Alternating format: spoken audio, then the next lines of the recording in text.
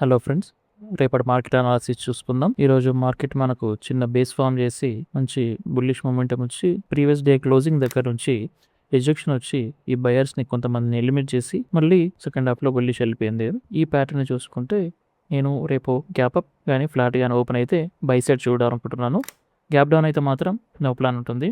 54,400 resistant గాను, 53,300 53,000 support గా చూస్తున్నాను. నిఫ్టీలో కూడా సేమ్ ప్లాన్ ఉంటుంది. 23,840 23,900 రెసిస్టెంట్ గాను, 23,580 23,500 సపోర్ట్ గా చూస్తున్నాను. సెన్సెక్స్ లో 75,800 76,100 రెసిస్టెంట్ గాను, 75,080 74,770 సపోర్ట్ గా చూస్తున్నాను.